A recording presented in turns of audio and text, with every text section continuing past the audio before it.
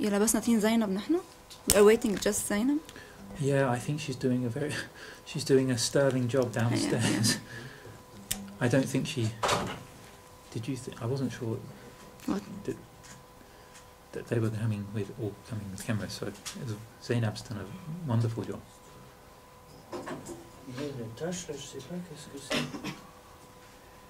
Yeah. It's okay. Quelque chose qui fait des taches là. Regardez les trucs rouges, qu'est-ce que c'est? Qu'est-ce que c'est?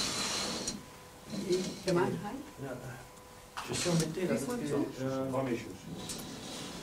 there is something that you have to check the shoes and things because quelque chose qui fait des taches là. Rouge. Oh là là. Il faudrait chercher une éponge parce que je suis très embêté. Vous avez vu, on est. Oui, non, mais je vous ai tous sali votre moquette. Et je ne veux pas laisser le bureau comme ça. Je suis vraiment désolé. Oui, vous passerez une éponge. Ben, je vais essayer de demander une éponge, oui. Je suis désolé. Je suis gêné parce que.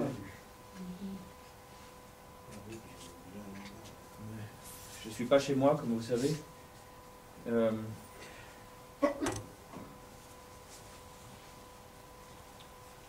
Peut-être il faut demander une petite éponge. L'éponge, En bas, une petite éponge pour. Parce que. Oui, je suis embêté.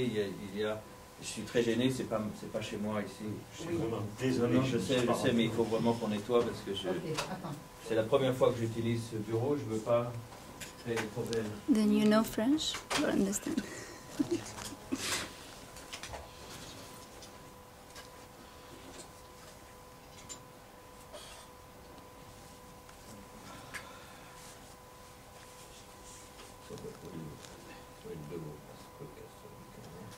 Yes. So that nothing wrong with Yes, but already spotted a lot the carpet. A lot of look. Problem with the shoes of one of the very embarrassed. Comme ça, mais.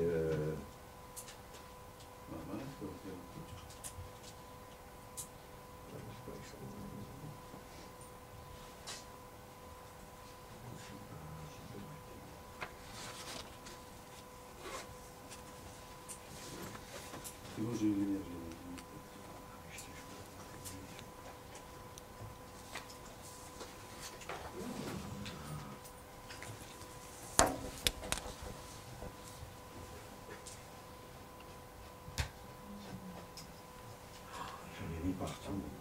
Je suis embêté parce que c'est pas chez moi. J'espère que ça part. C'est quoi? Et je crois que j'ai marché sur un papillon.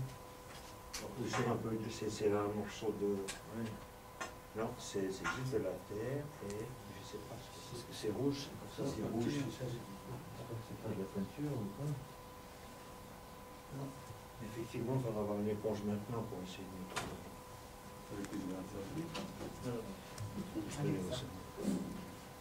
Le rouge, les taches rouges, ça.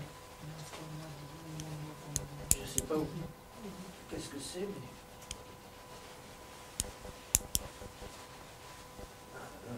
C'est pas grave, monsieur Dessy, il n'y a pas de Ah bah problème. ça m'embête. Bah non, c'est. Après la conférence, J'espère que ça va partir. Ça a l'air je m'excuse. en séchant. J'espère que En séchant. avec ça, on aura fait. Pas vraiment très bien. يلا we should start. En séchant, Je ça va pense que peut-être c'est partir. correct comme ça. زينب Oui. إذا بدك تحطي لابتوبك ولا خلص تحكي هيك ارتجالي. شو بدي احكي انا عن نفس الشيء؟ هيك أنا بس first Oliver and Francois will talk. بيرجع أنت أنا حقول هلا إن انت وهو وانا وين اقعد؟ حدنا دغري. هون؟ أمم. اوكي.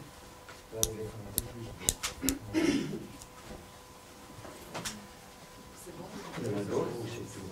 Attends, on va prendre un peu d'eau ici.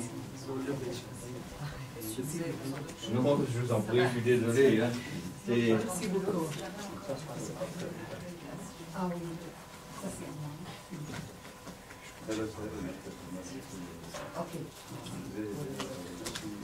Chose de prendre la bouteille. Oui, oui. Non, non, je vous en prie, ne vous saviez pas. Je pense qu'en séchant, ça va partir. En tout cas, la tâche, elle a l'air de partir. صورها. Bon. Sorry. This was unexpected.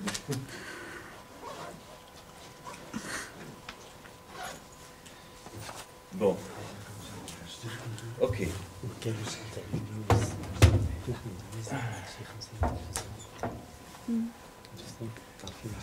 اكيد انا كنت شغل معنا بقى. والله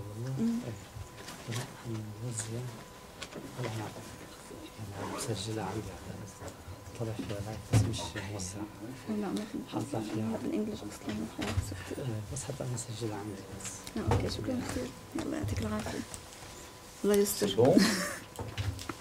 Juste pour savoir les médias qui sont là, c'est just où ça pardon? À Beyrouth? Oui. Al Jazeera. Al Jazeera, vous êtes deux alors? En fait, parce que c'est deux Mais- chaînes tout simplement. Parce qu'il y a une chaîne qui fait des directs. Yes, seulement. des mics. Et une autre, les news, les informations. D'accord. Et le troisième? U-News Press Agency. U-News Qu'est-ce que Press c'est? Agency. It's in Beirut as well. In Beyrouth, ok. Welcome. Okay.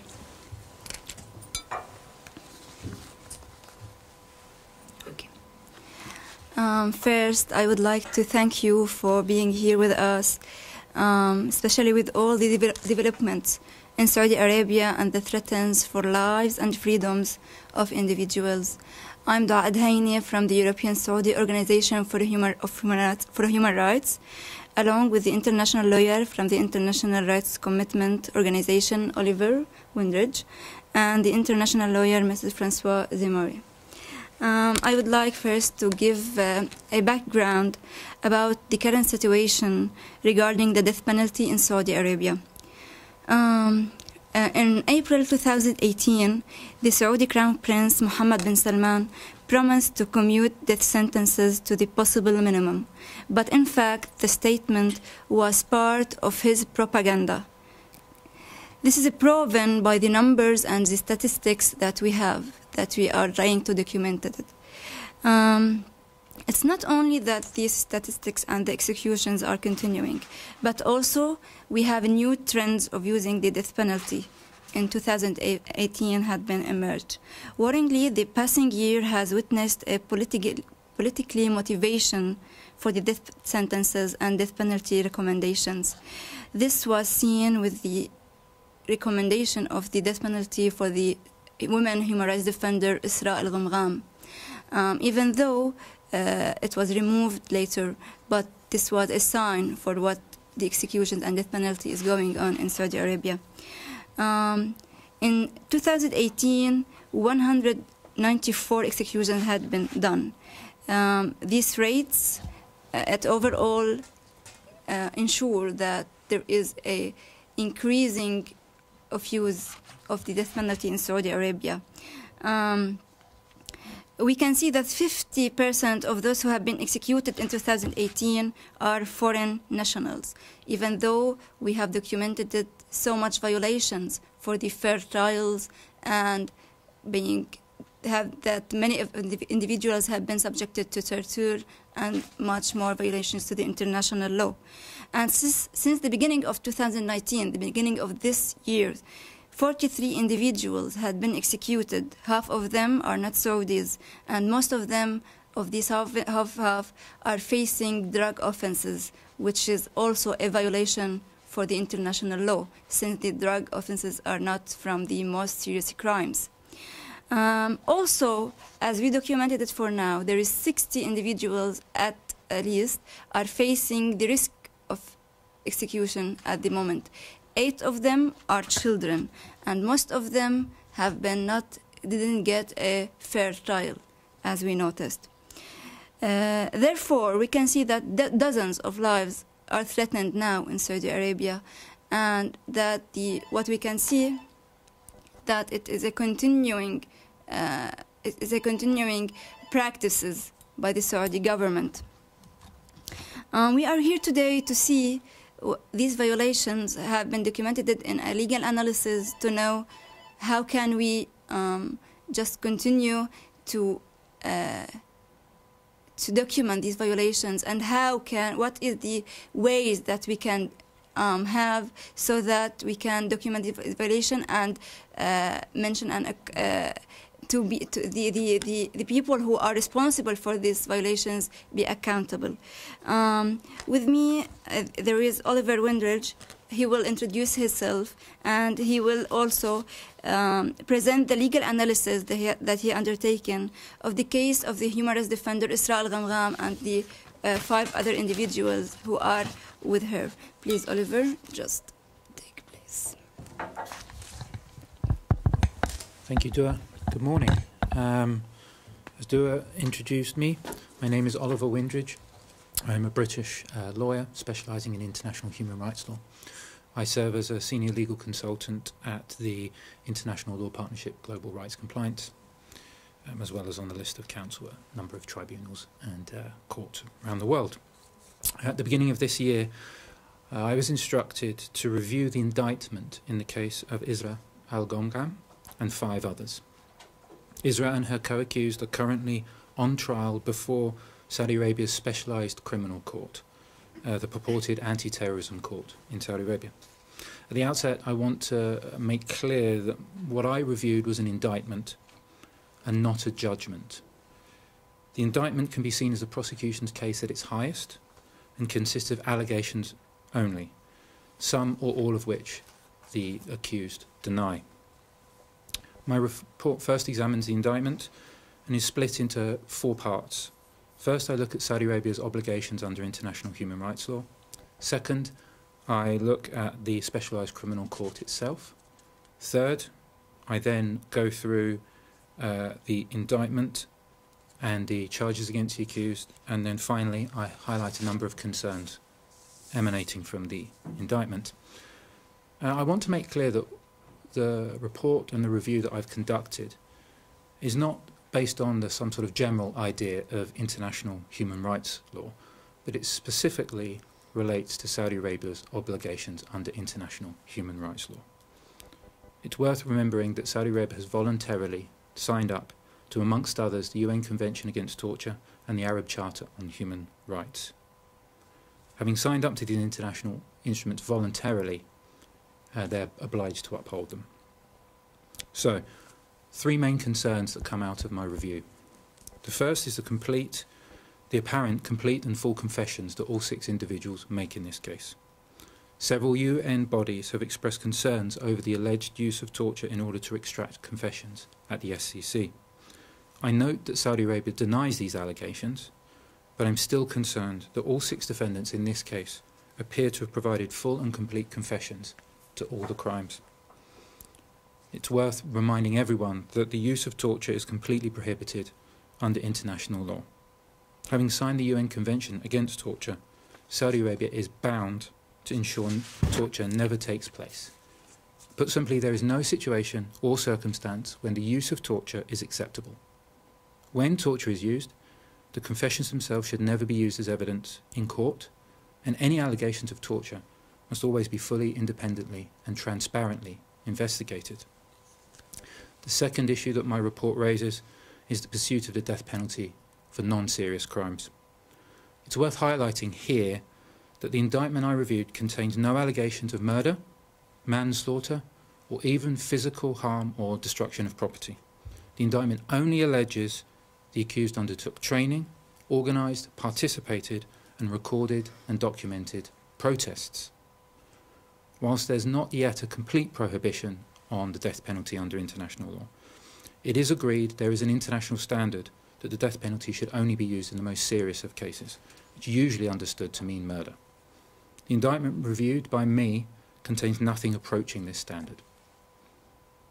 It's worth mentioning at this point that there has been a change in the case. It appears that the death penalty for Isra has been potentially dropped or changed. As I understand it, according to Saudi authorities, the death penalty was never being pursued against Isra, although I do note that that would be contravenes what I've seen in the indictment. Whether this is a change or perhaps a clarification, it should be cautiously welcomed, but I reiterate that 4 of the accused in this case, there are 6 in total, still face the death penalty for non-serious crimes. And whilst Isra's death penalty appears to have gone away, she still faces a very long prison sentence for on the same charges. The third and final issue raised in my report is one that underpins the first 2 issues that I've talked about, and it's the restriction of freedom of expression and assembly in Saudi Arabia.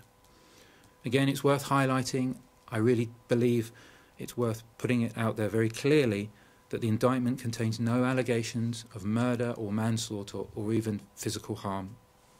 The charges only relate to organising protests. It's concerning that the indictment seems to explicitly set out that protests are banned in Saudi Arabia, which is a situation which in and of itself likely contravenes international human rights law. In addition, the indictment sets out a number of charges which appear to not only seek to suppress freedom of expression and assembly, but also anything remotely connected to it. For example, the indictment seems to charge the accused with attending the funerals of protesters who have been killed by security forces. This appears to take these restrictions to a whole new level. Not only does the indictment appear to seek to restrict legitimate freedom of expression and assembly, but anything associated with it. So in conclusion, in my view, the indictment I reviewed raises serious concerns over a number of violations of Saudi Arabia's obligations under international human rights law. I urge the Saudi authorities to take the concerns highlighted in my report on board and work to ensure that the rights of Saudi citizens are upheld. My full report that I've referred to this morning will be distributed shortly. Thank you. Merci.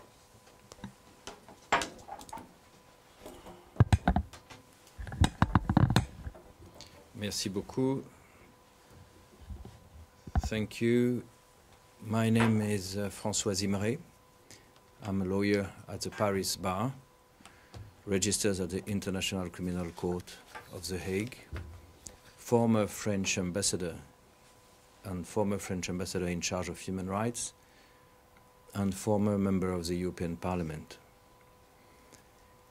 I think that my colleagues, Doha and Oliver, have very well expressed the picture, the numbers, and the legal dimension of these cases. Let me add 1 or 2 remarks. Those who condemn to death penalty are not judges. They are criminals. It is clear that what they call a trial is not a trial. What they call a judgment is not a judgment. It's an execution, it's a crime, we are talking about not prisons on penalty, but arbitrary detention. We are not fighting against a country. We are fighting against a system which denies fundamental rights, rights that apply everywhere for everyone, rights that are incumbent to mankind, because everyone who belongs to the human family has the right to dignity. We might have different cultures, different religions, different beliefs, but we all belong to the same human family, as it is said in the preamble of the Universal Declaration of Human Rights. And as we belong to this human family, we have the same right to dignity and to respect. There is one place in the world where one could face death penalty, so-called death penalty. One could face death for a tweet. It's the Kingdom of Saudi Arabia. This has to change. And we will hold responsible all those who perpetrate these crimes in this system. This is a long-lasting process. We will fight together, lawyers, activists from all over the world, we are privileged, I'm privileged to defend Mr. Salman al-Auda, whom crime is simply to call for democracy and moderation, where democracy, moderation sadly lacks. Thank you. Okay, just Thank you. Thank you. Now, with us, there is Zainab Abul Khair. She is the sister of a victim in Saudi Arabia, the Georgian citizen Hussein Abul Khair, who is sentenced also to death for offenses also that there are not from the most serious crimes according to the international law, and it's related to drugs. Zainab is one from the families that are facing unknown faith. She have the courage to be with us here, and she will talk about her case in person.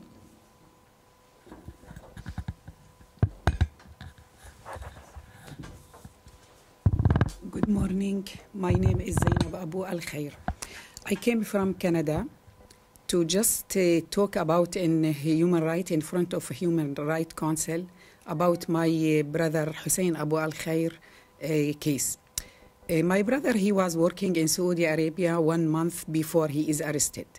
He went back to Jordan to visit his family, and when he came back to Saudi Arabia in the border, in the border, he is arrested he is smuggling drugs to Saudi Arabia. In fact, he is not smuggling drug to Saudi Arabia. Then he has been tortured for 12 days in the border there. After that, he just has a declaration, written declaration. He forced to sign this one to be guilty.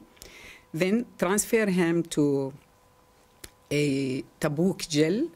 And after 8 months, he has a court from 3 judges. And as he mentioned, Monsieur Francois, it's really not a judge. It's something sheikh or something like that from the mosque. They bring them, give him a little course, 2 months, and they will be a judge. And those judge has the sentence for my brother to be hidden.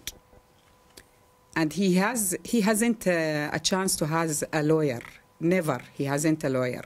And that one, it's illegal according to the international law or even in Saudi Arabia law, local law. Then his appeal, like somebody writes some appeal for him. He is not a lawyer too. After, he has the same sentence, be hidden. And then with the human rights, they help me. I am looking everywhere to help me for this case because I know my brother, he hasn't anything to do like that. He hasn't drugs. Then I try to defend him. With the human rights in Saudi Arabia and even everywhere in Europe, even in Canada, he has a visit in the jail. And they see the Saudi Arabia human rights. They see the torture, the sign of torture after 1 year in his legs. After they have a court for the second time, and one of the judge, he was from the previous one. They are 3. One of them, he was from the previous court, and that one it's illegal too. And they have a sentence, my brother, the same thing, it's to be hidden. We feel it's not fair.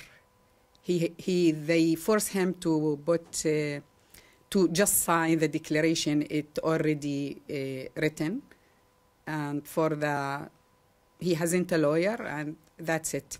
We are just ask all the human rights in the world to help us for my brother and to help us all the Jordanian people. They are the same there. All the nationality, multi-nationality in the jail there, in Saudi Arabia jail, to help those people to save their life, really. That's all, and thank you so much for having me. Thank you so much to give me the chance to speak about my brother. Thank you. Vous avez des questions? It's just that we have also intervention from Abdullah Al-Aoudi. He is the son of Sheikh Salman Al-Aoudi. We have a video from him. He lives in USA, and he is talking about also just like another victim of the old judicial system in Saudi Arabia, another member of the families. I don't know if you can see this video or hear the voice, but I will put it anyway.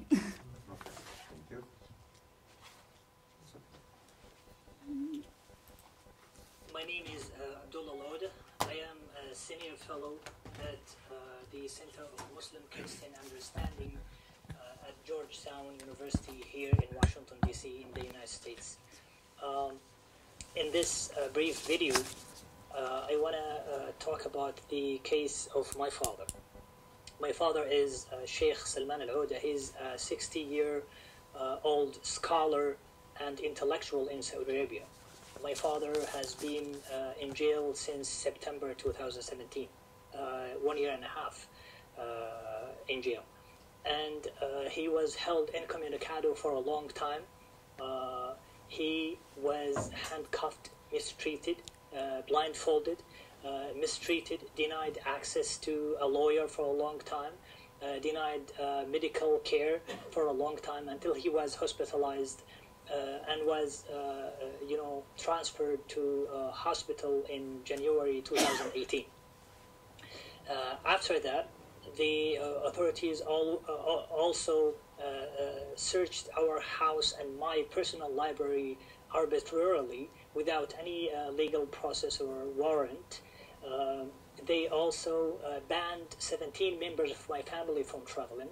They also denied any rights for me while abroad and tried to lure me to Saudi Arabia in order to put me in jail next to my father. They also arrested my uncle because he tweeted against the arrest of my father and charged my uncle with sympathizing with my father. In September 2018, just 1 month before the killing of my friend Jamal Khashoggi at the Saudi consulate in Istanbul, they started a secret trial against my father, and they reached the level of brutality by asking and demanding the death penalty against my father. They want to kill my father judicially, like they killed my friend Jamal Khashoggi extrajudicially at the consulate. The same administration that masterminded the idea of killing Jamal Khashoggi at the consulate is actually seeking death penalty against my father on similar charges based on civil activism and peaceful intellectual works of both of them. Now my father in September since September is facing the death penalty on 37 bogus charges in a sham trial that was very secret. The international media was not allowed to attend. The international community was not allowed to attend. And the lawyer that I authorized to represent my father was also not allowed to attend. The 37 charges against my father include very vague language like disturbing the peace, calling to change the system of the government, because my father called for a constitutional monarchy in Saudi Arabia where human rights are protected and liberties are guaranteed in Saudi Arabia. And one of the charges against my father is mocking the government achievements. So just imagine these charges and similar charges were composed by the Attorney General in Saudi Arabia to ask and demand death penalty against my father. So at one point, I said the Attorney General who is investigating the Jamal Khashoggi's killing extrajudicially is administering the killing of my father judicially, because he is taking death penalty against my father for the same, based on the same peaceful activism that both of them have done.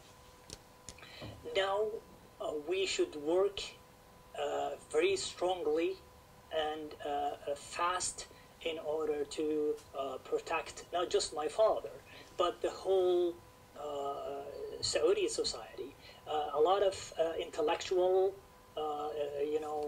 figures, a lot of intellectuals, public figures, economists, feminists like Lujan al-Hudun and Aziz al-Yusuf, and even American citizens like Walid Fatahi are locked up in jail right now in Saudi Arabia, are facing very severe charges and punishments based solely on their activism and intellectual works. We should work hard in order to, and pressure very hard the current Saudi administration in order to stop this brutality. Now the administration in Saudi Arabia is destabilizing the not just the Saudi society, but also the region of the Middle East and abroad, trying to lure people inside Saudi Arabia and locking them in jail, trying to putting a prime minister of Lebanon under house arrest, cutting ties with Canada over a tweet. They are doing and also striking civilians in Yemen with weapons that were bought from Europe and the U.S. These are just examples of atrocities done by the current administration, and that's why the current administration of Saudi Arabia is destabilizing the region. We should act fast and strong in order to protect ourselves and the people of Saudi Arabia. Now, with this video, I should declare and tell you also that I authorized the lawyer, the international lawyer, Francois Zimiri, to represent my father legally and to pressure the Saudi government in order to access the trial and in order to ask for the very basic human rights for my father and for others. Now, thank you very much for listening, and I hope these efforts can lead to a fruitful conclusion. Thank you so much. Okay. Il y a des questions? Just I want to end it out. Thank you very much. We hope that this conference gives you a look on about the reality of the death penalty in Saudi Arabia, about our steps that we hope that we will take so that we may save lives as human rights defenders, as international laws, as families, the victims' family. We are all trying in all the way, all the abilities to just save lives and take the steps to always make the violations accountable. Thank you. Quelques questions? Oui. Alors, à part donc expliquer ce qui se passe exactement en Arabie Saoudite et vous présenter comme défenseur de je ne sais pas combien de détenus vous allez défendre, vous allez faire quoi au niveau international, au niveau de la justice internationale, ou bien à La Haye? Il y a deux choses. Je fais en français, puis peut-être en anglais après. Hein. La première chose, c'est d'abord d'insister sur le fait que cette justice n'est pas une justice. Ces jugements sont simplement des crimes. Ces exécutions sont des meurtres.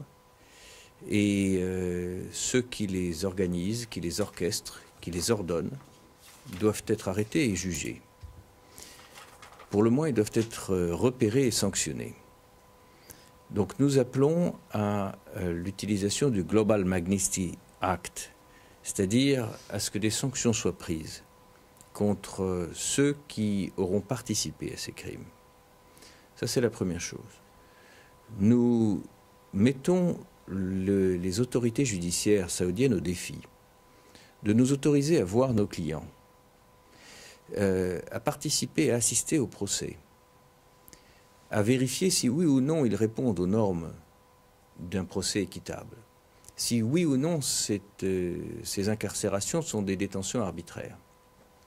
Et la première chose, c'est de savoir s'ils ont le droit de se défendre. Il y aura une audience le 2 avril pour le docteur Salman Al-Aouda. Est-ce que nous pourrons participer à cette audience? Jusqu'à présent, les avocats étrangers n'ont pas le droit de venir. Et les avocats locaux n'ont pas le droit de communiquer avec les avocats étrangers. Donc les droits fondamentaux sont violés à chaque étape du procès. Et nous allons le dénoncer et nous allons faire en sorte que tous ceux qui auront participé à cette chaîne criminelle de décision soient un jour arrêtés et jugés. I tried to sum up in English quickly. Yes. Much better.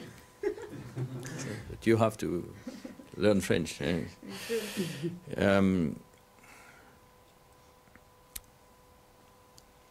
First, as I said, we are not talking about judgments, we are not talking about justice, but simply crimes committed against innocent people whom only crime is to think differently, to think in terms of moderation, democracy, and have different views. This is still not accepted there. All the persons who have participated to this system, who have taken the decision to execute, which in fact is not an execution but a murder, all these persons should be listed, identified, sanctioned, and eventually judged themselves. This is why we call for the application of the Global Magnitsky Act in their cases. On April the 2nd, it will be a hearing in the trial of Dr. Salman Al-Aouda. We would like to attend this hearing. So far, foreign lawyers have not been allowed to come to see if this is a fair trial or not, if the rights of defense are respected or violated. And even the local lawyers are not authorized to talk with us. This is a violation of a fundamental right, the right to defend oneself. And if this right is not respected, there is no fair trial. And if there is no fair trial, there is no trial. And detention, prison, is nothing but arbitrary detention. So we will denounce that, and we will keep demanding to the Saudi authorities the right to visit our clients, to assist them, and to defend them in a fair trial.